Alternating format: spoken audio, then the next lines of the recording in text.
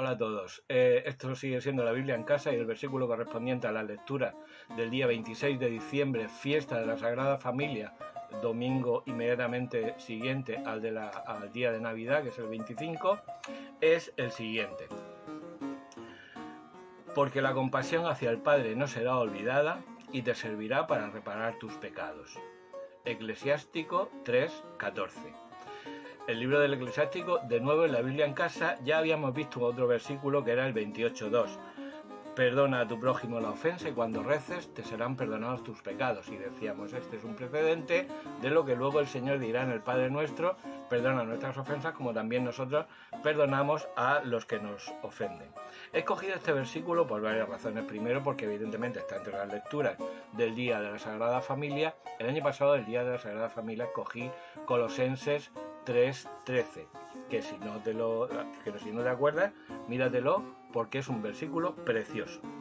Y he escogido este versículo porque habla del perdón de los pecados, igual que el anterior, perdona la ofensa a tu prójimo, el 28:2, perdona la ofensa a tu prójimo y cuando reces te serán perdonados tus pecados. Hay que decir que este versículo, el 3:14, versículo pi, digo para facilitarte la memorización, no hace falta que me lo agradezcas, este versículo a veces en algunas ediciones está entre el versículo 3:15 y el 3:16. ¿Por qué? Por la historia fascinante de este libro. Este libro, en el prólogo se nos dice que es la traducción al griego de un libro que escribió su abuelo Jesús Ben Sira, el traductor nos lo dice, y que estaba originalmente en hebreo.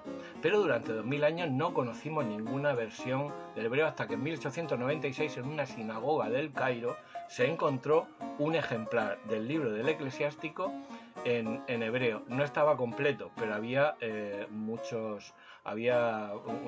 era bastante representativa, ¿no? Era un códice bastante representativo del libro, porque el libro es muy extenso.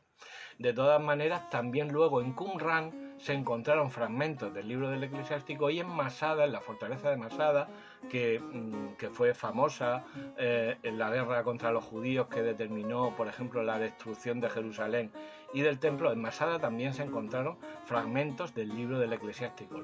Los judíos no lo consideran palabra de Dios, no lo consideran escritura inspirada, pero lo cierto es que Qumran y Masada demuestran que fue un libro bastante apreciado entre los judíos, sobre todo entre los judíos de la diáspora, pero como vemos también dentro del ámbito de Palestina. Tengo, por ejemplo, a la vista la versión de Nácar Colunga, pero claro, Nácar Colunga toma la versión de la Biblia políglota de Fulcrano Vigurú. Fulcrano Vigurú, un personaje muy importante, un gran biblista de principios del siglo XX, que fue uno de los primeros miembros de la Pontificia Comisión Bíblica.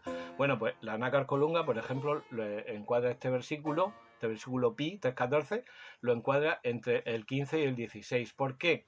Porque no solamente había una versión en griego, que es la que se utiliza normalmente y que está en los códices alejandrino, sinaítico y vaticano, sino que luego hubo una versión un poco más larga, que fue la que se tradujo al latín alrededor del año segundo después de Cristo. San Jerónimo conocía la versión en hebreo, pero no la tradujo porque San Jerónimo pensaba que los libros deuterocanónicos no debían estar en el canon, es decir, no debían ser considerados por la Iglesia como palabra de Dios, aunque luego admitió y se plegó a la decisión de la Iglesia de que integraran el canon. Yendo al meollo del versículo, me ha llamado la atención esta doctrina de la reparación de los pecados. Luego en el 3:30, el agua apaga el fuego ardiente y la limosna perdona los pecados. Hay dos cuestiones, el perdón de los pecados y la limosna. La limosna, si vemos el original griego, es porque la compasión hacia el Padre. Algunas traducciones dicen limosna. ¿Por qué? Porque el original griego dice elemosine, es decir, es una palabra de la que ha derivado limosna y que viene de la palabra compasión, ¿vale? En nuestra traducción, efectivamente, la Biblia de la Compasión Episcopal traduce compasión, pero en otros traduce limosna. Vamos a ver cuál es el sentido. La palabra limosna está muy desprestigiada. ¿Por qué? Porque se supone que era un dar de lo que te sobraba para tranquilizar tu conciencia. No es eso. La palabra limosna viene del lemosine, que viene a su vez, es un derivado de la palabra compasión en griego, y que evidentemente la ayuda material, si no va acompañada de un movimiento del corazón, de un movimiento de un corazón compasivo, evidentemente no tiene sentido. Así, por ejemplo, lo utilizó el Señor, que estableció como los 3 pilares de la vida cristiana: la limosna, la oración y el ayuno.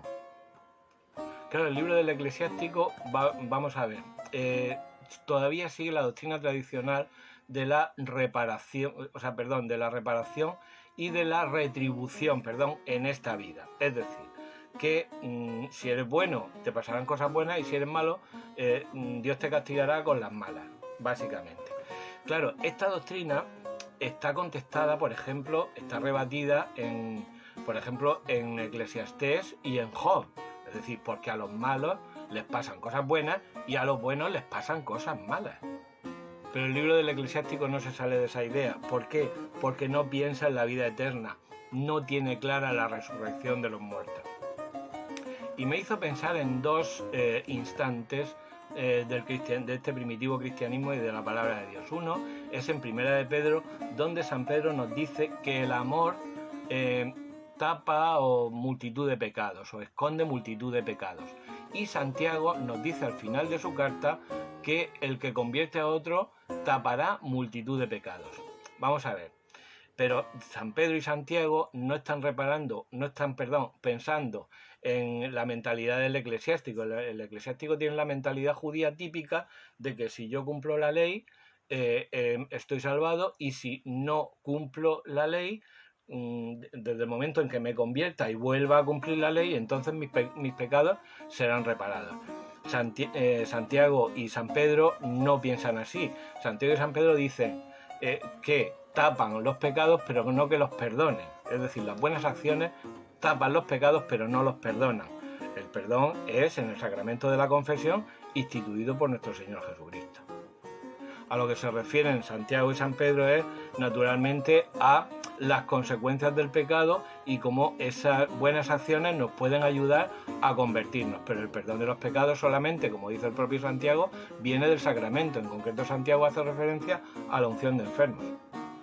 En fin, vemos cómo la revelación en este libro del Eclesiástico ya está cerca de la doctrina cristiana, pero todavía le falta. La pedagogía del Señor se ha ido desarrollando a lo largo de los siglos hasta culminar con nuestro Señor Jesucristo y la esperanza cristiana. Así que ya sabes. Adelante con Sirácida.